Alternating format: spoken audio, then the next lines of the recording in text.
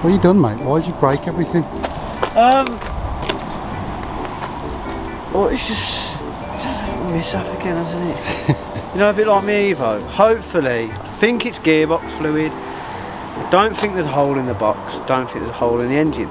Runs and drives fine. No lights. Hopefully it's popped a hose or something. I think it's just popped a hose for the oil cooler for the gearbox. It wasn't under normal driving conditions either. It was launch control and all that business, pops and bangs and all that. Too much stress. But we're going to head back now to the HQ, get this fixed. And we're back out, yeah? Back out doing some more ASBO stuff in it. Was it worth it? What? Yeah. We'll carry on then.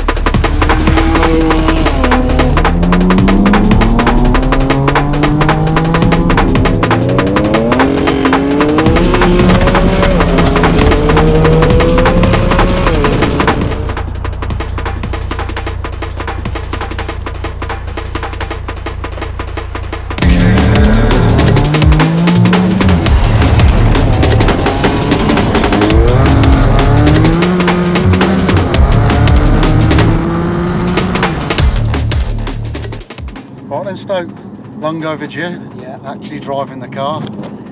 They have seen previously, literally just before this, the hose popping off. Oh yeah. But that's all sorted. For now, yeah. It may do it again. But now we're actually going to get into it. Yeah. Because, you know, it's long overdue, and it's long overdue. Yeah, I mean, like I say, the hose popped off, so it's been off the road for a few days. This is the first kind of real time I've got back into this car. I've only been like tooting around, so... Scared, aren't you? I am a little bit.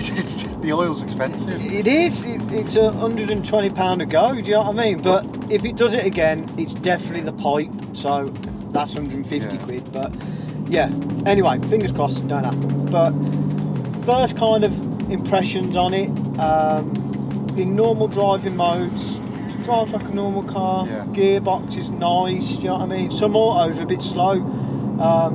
I've got a Mercedes GLA and that is quite sluggish pulling out, but this is, because it's an M car, they've got to be on it, haven't they? Do you know what I mean? They are really well. And that little rattle in the valve in the exhaust, actually, it goes quite quiet, doesn't it? Yeah, when you're driving. I mean, this is because it's got the Acropovic system on. Acropovic. Acra. Yeah. It's alright. I think there should be no Expensipovic because that's all it is. Yeah. But cold start, oh my god, loud. This ain't one for the missus and kids. Well, this is the thing, because I'm getting rid of the GLA and I'm trying to convince the missus to use this 3-door, you know what I mean, M4 maybe stage 3, and she's there going, can't you make it quieter? I'm like, it's okay once you cold start, you won't. She goes, I'll pull up in that and people will be looking at me. Bearing in mind, how old's Ronnie now? He's just gone 10 months old. Yeah, so he loves it, mate. Loves it. But like I said, normal driving mode, it drives real nice. Then you've got like the M1 button and then the M2 button, which like now it's just cruising along, and then obviously you change your settings in your M1 and your M2. But M2 I'll put it into now and confirm. So that just knocks the traction off a little bit, still allows like grip and that.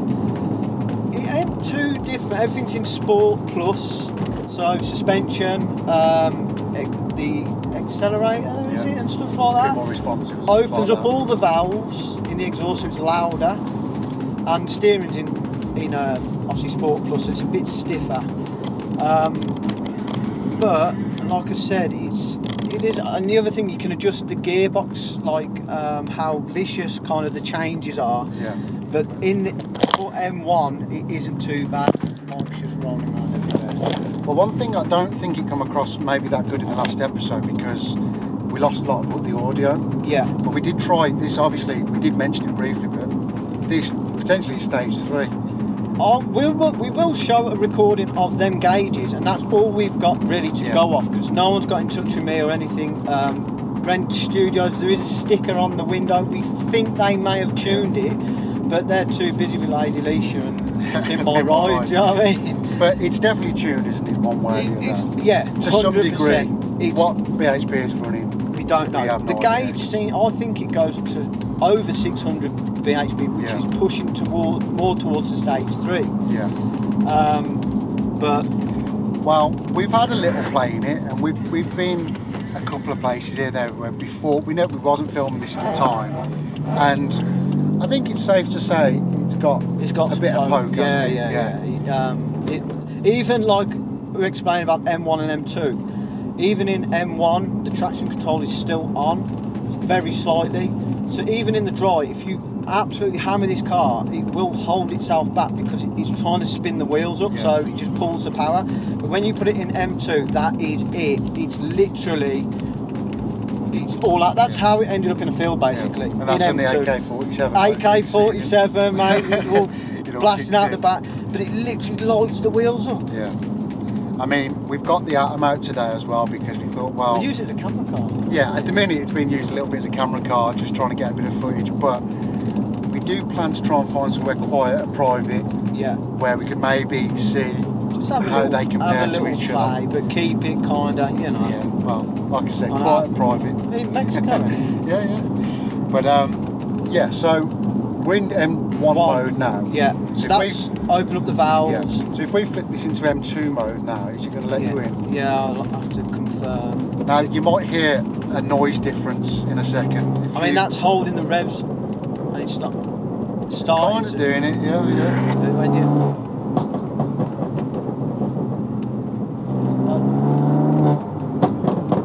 I don't know if the mic's picking that up very well, but...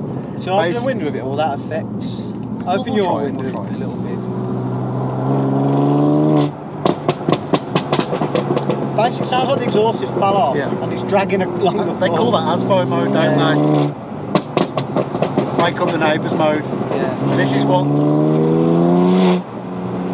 what his missus and kids will be waking the neighbours up with every night when she's blasting it home. Popping the shots. Yeah. But we have seen some. I was following Dave the other day when Dave was driving it back. Yeah. And it was kicking flames out and everything. It was proper. It makes all the right noises, doesn't it? I mean, it's a little bit. It is funny, but it is probably a little bit annoying. Driving around this, but it's not meant for that. It's meant for sitting in a car park and revving your engine, or you know, giving people a little bit of a teaser of maybe what you've got under the bonnet. I mean, I may have that like removed, because the other thing is, I don't know if the map changes, I don't know if the brake horsepower changes, but unless I just run it and change the settings in M1, and then I've got kind of a nice ASBO mode, or I've got complete full. Because on a track, it's a bit jerky as well. It's like dead. See what I mean? It's like dead responsive. To try and drive it like quite normal.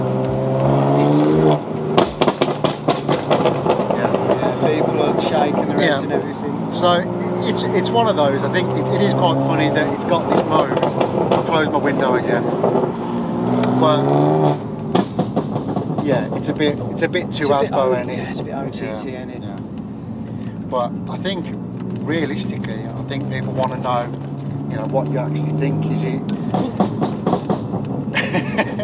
I've always wanted an M4 or an M3 ever since they come out.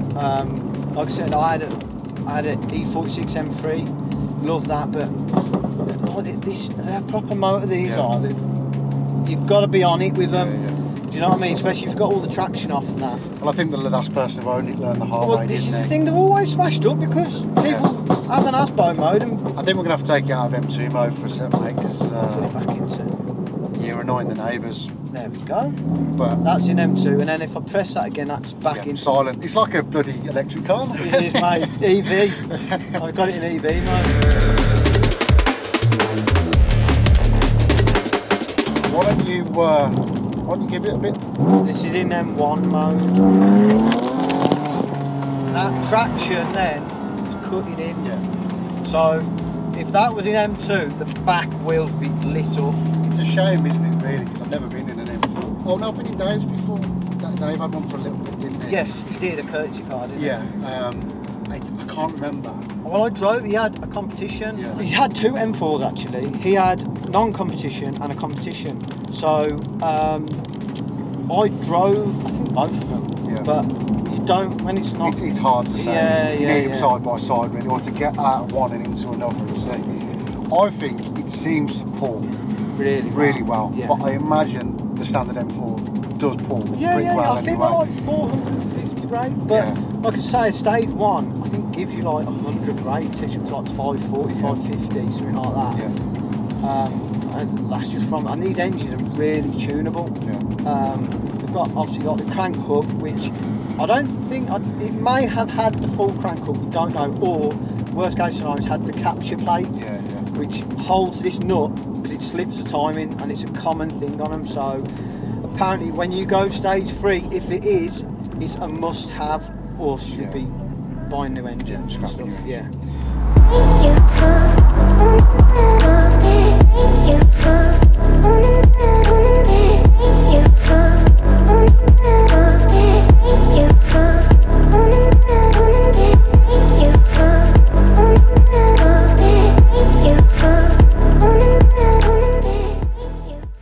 Right, here's the all important part, the price breakdown. I'm going to pass you over to Rich to let you know if it was worth it or not. Whether you buy one smashed and do it yourself, or you just go out and buy one. So stoked. Have you got your list ready? I have, but we're not going to go all through this list. I've literally had a bit of a jot up, and... I don't actually know the final figure. Sorry for interrupting you. I don't know the final figure. But before he gives us, I'd like to have a little bit of a guess. And we'll get Jack to have a guess as well and see if we're close. Well, we'll just start off with what I paid for the car. Should we start off with that? Yeah. Right. So like I said, I bidded £10,000 for this, but then there's plus charges and collecting it. So it come to 11,000. That's at the unit without doing anything. So I paid £11,000 for the car, right? So what are you guys guess of what I've spent in total or at first, it wasn't too bad. But then he had to keep going to BM, and now I know you got to go main dealer for parts. It's going to rack it up. He has let a little bit slip where it might have been a few weeks ago. I'm going to just say, mate, some main dealer bits worked out cheaper than getting them off eBay second hand or brand new. So some stuff was cheaper from the dealer, but you're stuck. You've either got to get that from the dealer or get it from eBay second hand. Right, what's your guess, Dave? I reckon, because he let slip the other day kind of where he was at. So I'm gonna add some on because he has brought some bits in. I'm gonna say 19.2. Well, I'm gonna add his insurance on. Nah, you can't do that. No, I reckon you're over 20. About 20 and a half, maybe. Right. But so I've got it down to now. Sam, you've come in, mate.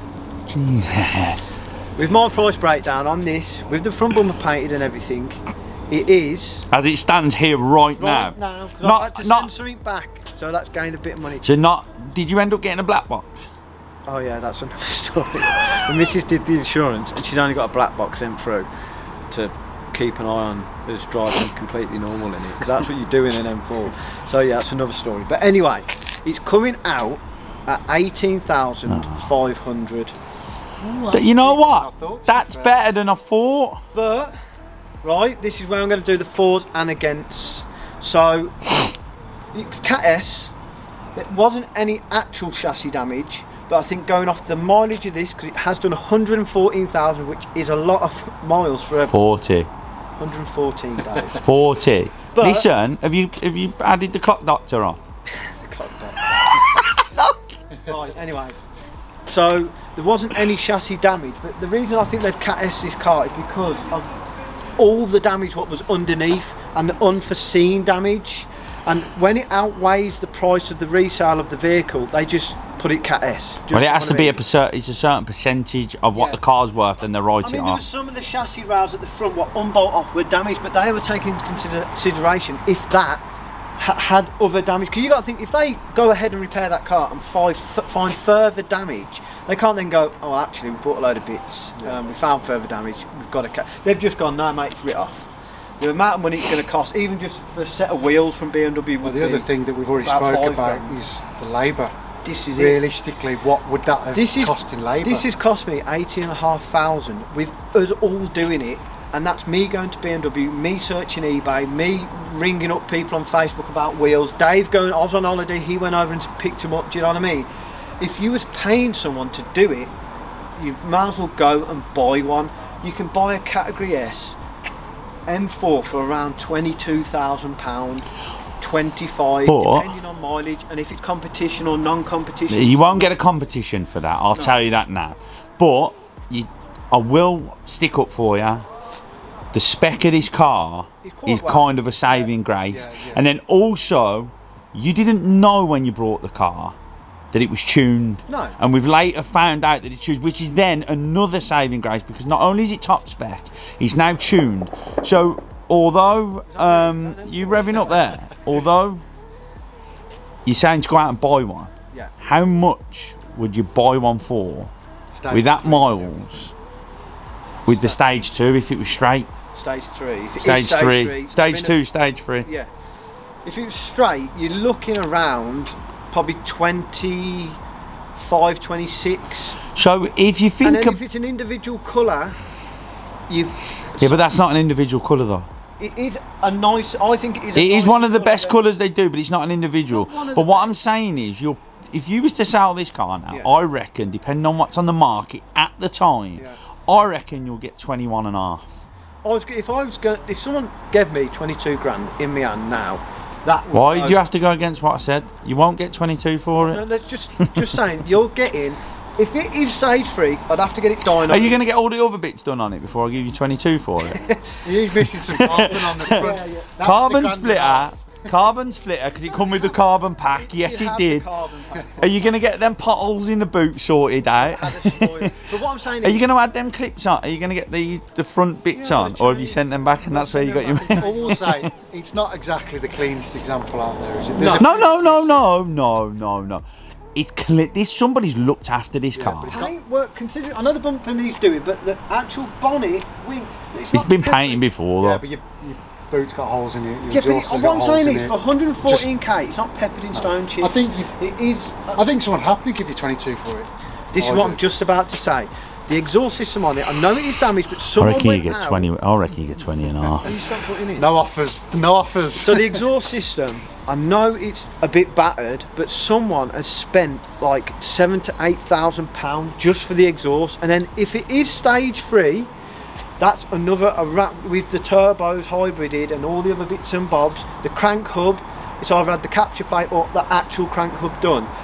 You're talking another probably 8 grand with all them bits. So someone spent over £10,000 in mods. I know you don't get that back, but it's another thing. What you go, well, it's a positive, I know it's catty, I know it's got high mileage, but for £22,000, it's if it's a stage 3 car, that is cheap, and you could use it as a track car, or you ain't going to really lose on it, are you?